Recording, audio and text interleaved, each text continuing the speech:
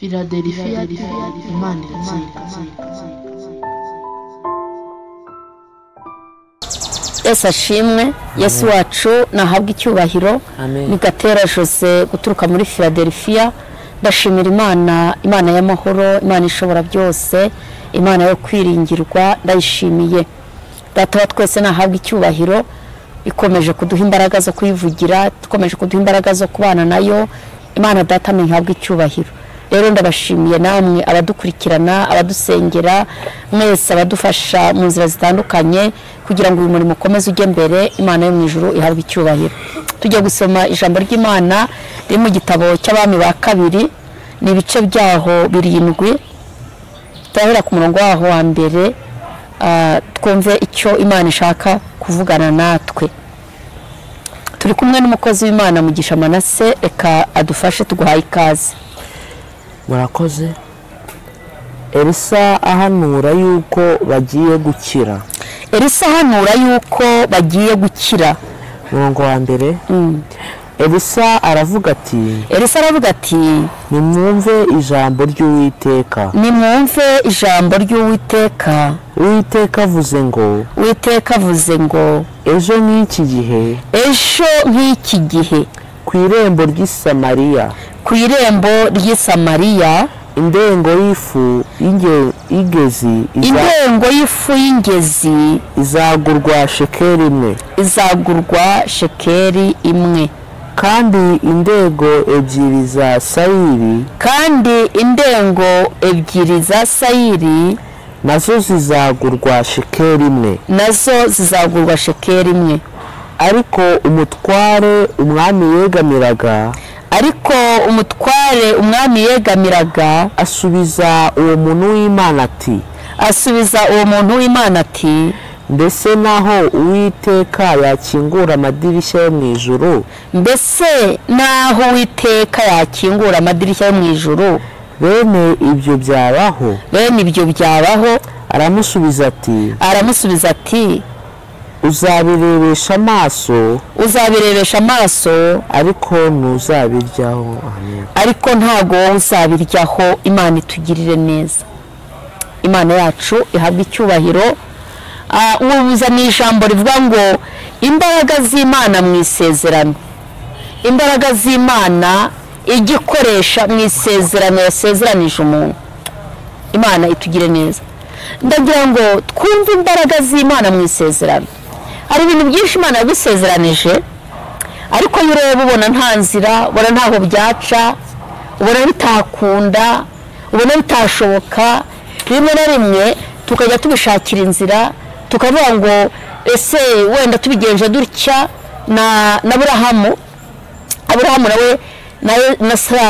Aburahamu na Sara babishakiye inzira. Imana yari yarababwiye ko bazabyara, ibahisezeranira bavuga ngo bazabyara, hanyuma ngo bararuha babona ko iryo sezerano ritagisohoye. Hanyuma umugore wa Aburahamu aramubwira ati ariko buriya byashoboka ko twafatira uyu mwana w'umukobwa udukorera, hanyuma wowe ukamufata mukaryamana, nyuma mukabyarana umwana, kandi azaba ari uwacu. Cyambere azaba ari uwacu, uyu mukobwa ni uwacu, n'udukorera ni uwacu. Nareba umwana azabyara, urabona ko ari we ugeze igihe n'ukwiye kubyara. Ubwo Imana yashakaga kuvuga gutya. Buriya ntuzitiranye amasezerano y'Imana. Isezerano, imbaraga z'Imana se mu isezerano ryayo. Imbaraga z'Imana mu isezerano ryayo. Imbaraga Imana ikoresha kugira ngo isohoze isezerano. Imbaraga Imana ikoresha kugira ngo isohoze isezerano. Ni imbaraga zikomeye. Ni imbaraga zishaka inzira hitari. Ni imbaraga utamenya uburyo zisobanura. Ni imbaraga zikomeye. Imbaraga z'Imana mu isezerano. Bibiliya tubwiye ngo Elisa ahanura yuko bagiye gukira. Mu by'ukuri yabwiraga abantu bashonje, yabwiraga Abisirayeli, yabwiraga bashonje, bari mu kibazo, bari mu bukene, bari mu nzara. Iki ni igihe i Samariya ngo hateye inzara, barahagose abasiriya barahagota ngo maze abantu b'isamariya barasonza kuko ahantu inzara iri haba hari ahantu hari intambara haba hari ibibazo, ahantu intambara iri haba ibibazo, haba inzara, haba indwara z'amoko yose, haba ubukene, mu ntambara ntawe ukora, mu ntambara ntawe uhaha, mu ntambara ntawe urya, mbese haba hari ibibazo. Abasiriya bari barabagose ngo bamare kubagota inzara irabatera bicwa n'inzara kuko batasohokaga batinjiraga. Hanyuma ngo batangira kwitotomba, barahangayika, barasonza kugeza igihe umugore yafashe umwana abwira mugenzi ati dufate turye abana n'ubundi nta handi aho kugira ngo tuzapfe badupfire mu mugongo reka tubarye. Umugore agira inama mugenzi we ati turye abana nitumara kubarya iminsi izaba yicuma basanga n'ibibazo bizaba biri kugenda bikemuka. Bibiliya iravuga ngo umugore rero ngo azana umwana baramubaga baramukatakata bamushyira mu mavuta cyangwa se baratogosa bararya barya inyama zitogosheje banywa agasosi iminsi iricuma. Hanyuma bukeye bwaho wa mugore abwira mugenzi we aramwatizana n'uwawe rero tumurye, ngo ariko aramuhisha, ngo amare kumuhisha aragenda ajya mu murwa ajya gutaka atakira umwami. Aravuga ati mwami, ngo umwami nawe ngo yari hareba amapfa, yari hareba inzara, yari hareba ibibazo biri mu gihugu, ngo ari hejuru y'inkike, ngo agenda areba ukuntu inzara yayogosha abantu bashonje, abantu b'isamariya ngo bari barishwe n'inzara, ngo ku buryo ngo amahurunguru y'inuma yagurwaga ibice by'ifeza, ibihanga by'inuma byumye, mbese bari mu buzima bubi bashonje kugeza aho umuntu atogose igihanga cy'indogobe cyumye akakibiza gusa cyumye nta n'utunofu turiho, kugeza aho umuntu arya amahurunguru y'inuma. Yari inzara ikomeye. Ariko muri icyo gihe bimeze bityo ngo umwami arababara, nibwo abagore bariye abana, nibwo umugore yariye umwana we amusangira na mugenzi we, none abwe mugenzi we ngo nabo bamuzane barya iwabo, ngo aranga. Nibwo yababaye ngo ajya kuregera umwami, ngo amubonye aturuka hariya aravuga ati ni ibiki, ko aravuga ati mwami ndengera nyagasani. Aravuga ati se ati ibyo kurengera ndabikurahe, ati ni mu mbuga ni mu rwengero. Bivuga ngo yashaka kumubwira ko hari igihe kigera umuntu agahanga Imana amaso. Yashaka kumubwira ko ibitunaniye ari Imana ibikora, kuko yavuga ngo mbese Uwiteka natakurengera ngewe ibyo kukurengera ndabikura hehe. Bivuga ngo ibyo yamubwiraga ko Imana ari ishobora byose, yamubwiraga ko Imana ariyo yo kurengera umuntu. Byashaka kumubwira ko hari igihe imbaraga z'abantu zishira hagasigara iz'Imana.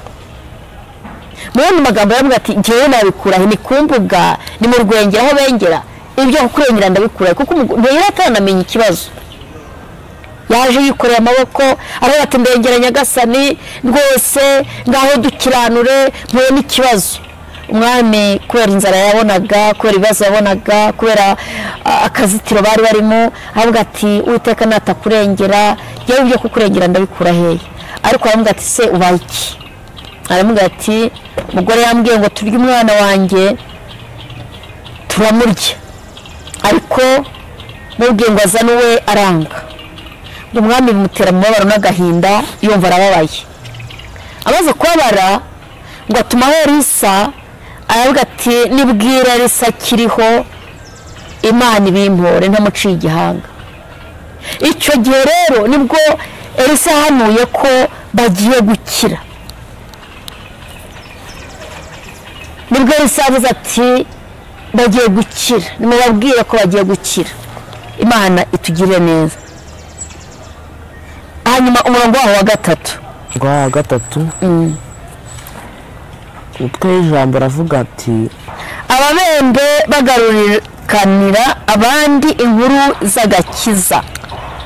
Ababembe di aho muri Samariya habagamo abantu b'ababembe, abantu b'ababembe barimo nabo bari banahejwe, babaga ku ruhande nubwo n'abandi bari mu kazitiro, ariko bo bari ku ruhande ntibegeraga n'abandi.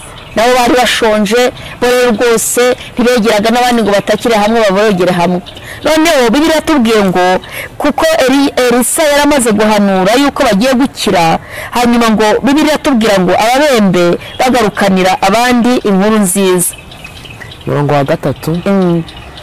Kandi ubwo hariho abagabo 4 b'ababembe, kandi ubwo hariho abagabo 4 b'ababembe bari ku irembo baravugana bati, bari ku irembo kuko batabashaga kujya mu rugo, bari ku irembo baravugana bati, ikitwicaza aha kugeza aho tuzapfira ni iki? ikitwicaza aha kugeza aho tuzapfira ni iki? Ariko twavuga tuti twinjire mu murwa,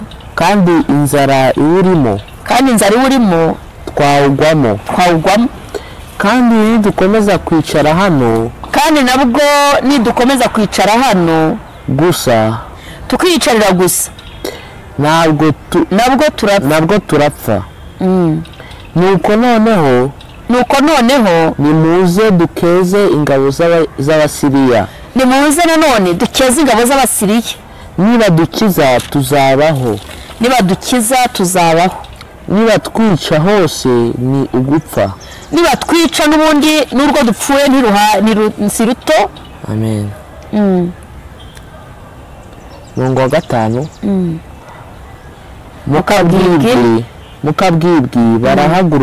mukabwibwi barahaguruka mu rugerero rw'Abasiriya, bajya mu rugerero rw'Abasiriya. bageze aho urugerero rw'Abasiriya rutangirira,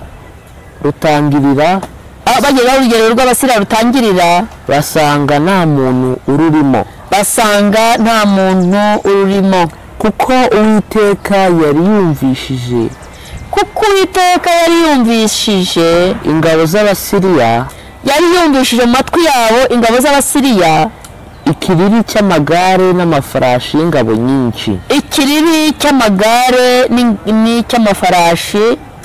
batuma bavugana bati, yemwe umwami w'Abisirayeli yaguriye abami b'Abaheti, n'abami ba Egiputa ngo badutere. baherako barahaguruka hari mu kabwibwi, bata amahema yabo n'amafarashi yabo, n'indogobe zabo, uko urugerero rwakabaye, barahunga ngo badashira. Nuko abo babembe bageze aho ku rugerero rutangirira,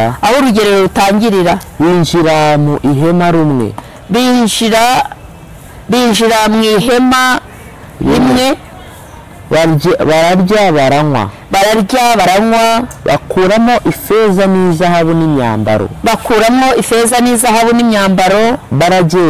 baragenda barabihisha, baragaruka binjira mu rindi hema, bakuramo ibindi, baragenda barabihisha, hanyuma baravuga bati, ibyo tugira ibi si byiza, ibintu turi gukora ntabwo ari byo, kuko uyu munsi ari umunsi w'inkuru nziza tukicecekera, kuko uyu ni umunsi w'Imana tugeneye umugisha, none reba turi kwicecekera. niturinda uko bucya tuzabigwaho n'urubanza. Nuko nimuze tugende tubwire abo mu rugo rw'ibwami, nimuze tujye ibwami tubabwire gahunda. Nuko baragenda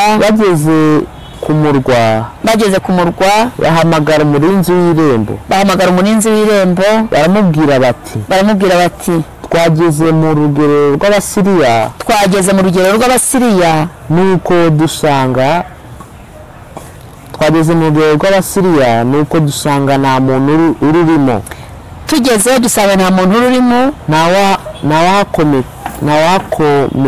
ntawakomera keretse amafarashi n'indogobe ziziritse, keretse amafarashi yabo n'indogobe byari biziritse nabwo, kandi n'amahema ari yuko yakabaye, n'amahema yabo ari uko yakabaye.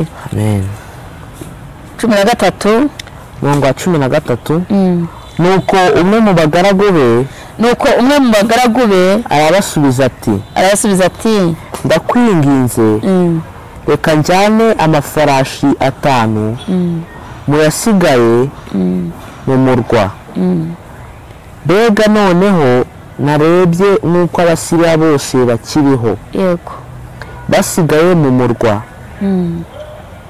barokotse muri abo bamaze gupfa. amen. Imana itugirire neza. Umurongo wa 17 dusoza. Umurongo wa 17 maze umwami agira uwo mutware yegamiraga amushyira ku irembo ngo arinde ibyaho. Abantu bamwurirana hejuru, aho yarari ahagaze ku irembo, arapfa nk'uko umuntu w'Imana yavuze. Imana itugirire neza. amen. Arapfa nk'uko umuntu w'Imana yari yavuze. Imana ihabwa icyubahiro. Angaha ngo ababembe bo bari ku ruhande barata kwese ubundi twe turaziriki aba inzara kuri rwose Samariya, Abasiriya ko batumereye nabi, n'ubundi twebwe ko turi mu kato ntawe twemera, nimureke twinjire n'ubundi inzara tujye kwikereza Abasiriya. Baragenda ngo bigira inama yo kujya gusanga Abasiriya, Abasiriya ngo inama mu matwi yabo. Ingabo z'Imana ndibuka Bibiliya itubwira ukuntu Imana yateje Farawo ibikeri igihe yabwiraga ngo narekura Abisirayeli bajye gukorera Imana.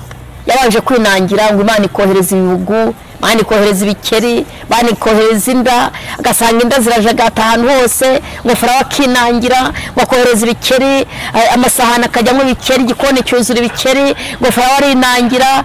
Imana rero ingabo zizakurwanira ntabwo ziri kure. Ingabo z'Imana murakumwe, ingabo z'Imana rya biryo rurimbisha, ingabo z'Imana yabaye masengesho usenga, ingabo z'Imana byaba ibyo bikorwa uwo murimo mwiza ukora mu nzu y'Imana, ingabo z'Imana byaba uwo murimo w'Imana ukora.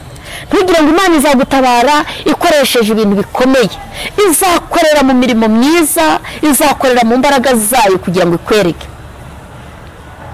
Ibwira Abisirayeli ngo bazunguruke Yeriko, iravuga ngo mujye muzunguruka, ngo muzazunguruke kandi ngo umunsi umwe mujye mugenda rimwe muzunguruke mwigarukire, ariko umunsi wa 7 ngo muzavuze amakondera muvuze amahembe. Ngo Yeriko yari ikikijwe n'inkike zikomeye ngo iritagurika. Ize kugira ngo Abasiriya bakambitse ahantu bafite ibyo kurya, bafite inyama zo mu bikombe, bafite buri kimwe cyose cya gisirikare, kuko Elisa yavuze ngo ejo nk'iki gihe muzarya, ngo ku irembo ry'i Samariya hazaba hari ngo ibyo kurya bizaba byabonetse, ngo bizaba biri ku giciro cyo hasi. Ngo umutware wegamiraga umwami ngo araseka arangwa ngo nk'ibyo, ngo naho Imana yakingura amadirishya ngo n'amarembo yayo ngo nk'ibyo byashoboka, kubera ko yapinze umwuka w'Imana. Ngo rizaba ngo uzabireba biza ariko ntabyo uzarya. Igihe rero ababembe baje kuvuga inkuru nziza ko babonye ibyo kurya, ingabo z'Abasiriya zabitaye n'amafarashi yabo n'amagare biziritse n'amahema yabo arimo ubusa nta muntu yarimo, ngo bagiye kureba basanga ari ukuri, bohereza ibyo guheka ibyo bintu babizana, ngo barabitunda babizana muri Samariya. Ariko umwami afata wa murinzi aramubwira ati we hagara ku irembo, abantu bataza kuniganira ibiryo bakabesha akagira bica abandi. None baramunigana bamucura umwuka w'irabwa ngo baramwica. ariko apfa yabibonye byinjira. Imbaraga z'Imana mu isezerano, imbaraga z'Imana mu isezerano. Naribwiye ngo Imana ifite imbaraga yakoresha iryo jwi ryawe ikagutabara, yakoresha ayo masengesho ujya usenga, iyo saha saa 9 ubyukamo, yaba intwaro yo kugukiza iyo ndwara ikomeye, yaba intwaro yo kukubakira urugo. Imana icyo yahera ari gutabara ntabwo kiri kure, ntabwo kiri kure, cyava kuri wowe. Ubutabazi bwabo bwavuye ku babembe bajya kwinjira mu Basiriya, ngo Basiriya bajya kumva bumva imirindi myinshi, baravuga ngo abo ni abaheta, abo ni abahiva, abo ni abantu baduteye n'ingabo zikomeye, kandi ari bwa butsitsino bw'ababembe, bwa bunifu. Imana iteye ubwo, Imana irihagije. Niyo mpamvu tugomba kuyikorera, ntitutibaza uko tuzatabarwa, tutibaza aho bizanyura. Wowe usabwa kumvira Imana, wowe usabwa kuyikorera, wowe usabwa kuyizera. Imana itugire neza. Usabwa kwizera Imana gusa, usabwa kwizera Imana, usabwa kuyikorera gusa. Ibindi aho izabinyuza, uko bizagenda, ntabwo ari ibyawe, ntabwo ari ibyawe. Imana irihagije, Imana irihagije. Ikoresha ababembe. Uyu munsi Imana irakoresha iyo diplome yawe gutabara. Imana irakoresha uwo mwuga wize wo kudoda. Imana irakorera muri ako kazi k'amaboko ukora. Imana irakorera muri ako gakiza wakiriye. Uyu munsi Abisamariya bahagijwe n'ababembe bakubita utunifu hasi. Imana ikoreramo babona ibyo kurya. Wowe Imana uyu munsi irakorera mu cyo ukora mu murimo w'Imana. Irakorera mu maturo ujya utanga, irakorera mu 10 ujya utanga, irakorera mu rukundo ugira igutabare. Ntukibaze uko uzatabarwa, Uwiteka ntawagisha inama. Imbaraga z'Imana mu isezerano, imbaraga Imana ikoresha kugira ngo isezerano risohore, imbaraga Imana ikoresha kugira ngo inzira ziboneke, imbaraga z'Imana ikoresha kugira ngo ushake, imbaraga Imana ikoresha kugira ngo ubyare, imbaraga Imana ikoresha kugira ngo ubone akazi, imbaraga Imana ikoresha kugira ngo urambagizwe, imbaraga Imana ikoresha kugira ngo nawe ukore ugire muvuma, imbaraga Imana ikoresha kugira ngo ufate Bibiliya utangire ukora umurimo w'Imana. N'imbaraga zayo zihagije, n'imbaraga z'isezerano yasezeranije abantu, ikorera mu isezerano yakoze ivuze. Ndagira ngo uyu munsi ugira kwizera, wizere imbaraga z'Imana mu isezerano. Ndagira ngo uyu munsi wizere, dufite Imana igira inzira nyinshi, inzira zayo ngo zirenze 1000, inzira z'Imana ngo zirenze 1000. Izo yanyuramo gutabara, izo yanyuramo ukajya ku ishuri ukiga, izo yanyuramo ikagutera inkunga ukubaka, izo yanyuramo ikagutera inkunga ukabyara, izo yanyuramo ikibuka yuko yari ijambo yakuvuzeho ikarisohoza. Mwene data, ufite ikibazo ki? Ikibazo ufite ni kwizera guke gusa. Wizeye Imana ukayihanga amaso, ukabana nayo. Hari Imana ifite imbaraga, imbaraga zayo mu isezerano, imbaraga z'Imana mu isezerano izatumye abantu b'i Samariya barya bagashira inzara. Arangwesho ku irembo ry'i Samariya ibyo kurya bizaba bihari, imiceri izaba bihari, kawunga zizaboneka, stoke zizaba zihari. Ngo umuntu wegamiraga umwami araseka, n'uyu munsi hari abantu baguseka, ariko buriya byacaye. Ariko ngo uwo mutware ngo araseka, ngo asetse, ngo Elisa aravuga ngo uzabibona ariko ntabyo uzarya. Ntukirwanire mu magambo, ntukaburane n'abaguseka, ntukaburane n'abantu bakiseka Imana. Ujye usenga wizere, gukora no kw'Imana. Ndagira ngo tubasengere, imbaraga z'Imana mu isezerano, imbaraga z'Imana mu kigeragezo, imbaraga z'Imana mu bushomeri, imbaraga z'Imana mu burwayi, imbaraga z'Imana muri transfer wahawe, imbaraga z'Imana muri randevu yo kubagwa, imbaraga z'Imana mu kibazo cya kanseri, imbaraga z'Imana mu kibazo cya diyabeti, imbaraga z'Imana mu kibazo cy'umutima, imbaraga z'Imana mu isezerano. Iyavuze ngo nzabana nawe, nzakugaburira, nzakurinda. Hagarara kuri nzayimana, izera Imana. Bana ifite inzira, bana ifite inzira nyinshi.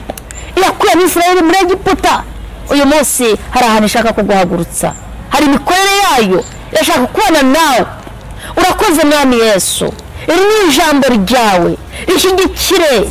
Hari abantu bafite intege nke, hari abantu badafite kwizera, hari abantu bararanganya amaso bakabona n'ahantu bizanyura, ariko uyu munsi wa none wagaburiye abantu b'i Samariya, bari bageze igihe barya abana babo, ariko uyu munsi hari umuntu ufite ikibazo, hari umuntu ufite uburwayi, hari umuntu ufite inzara, hari umuntu ufite ubushomeri, hari umuntu ukeneye urugo, hari umuntu ukeneye kubaka, hari umuntu ukeneye kubyara. Imbaraga zawe ziracyahari, uri Imana ya kera na n'uyu munsi urahari. Kwakoraga ibitangaza uyu munsi uracyabikora. Wiyereke uyu mubyeyi, wiyereke uyu mugabo, wiyereke uyu musore, wiyereke uyu mukobwa, wiyereke uyu muntu ugukeneye. Buri muntu wese nakubone, imbaraga zawe nizikore, izabanye n'abasogokuruza nizegere zibane natwe. Urakoze kubikoze, urakoze ko wigaragaje, urakoze kukinguye, kandi ukinguye ntawe ukinga. Izina ryawe rihabwe icyubahiro. Umuntu wese aruhukira imbere yawe, umuntu wese akubone ko watabaye Abisirayeli, ko watabaye mu bwoko bwawe, uko wabutabaye, reka nawe batabare. Urakoze kubikoze,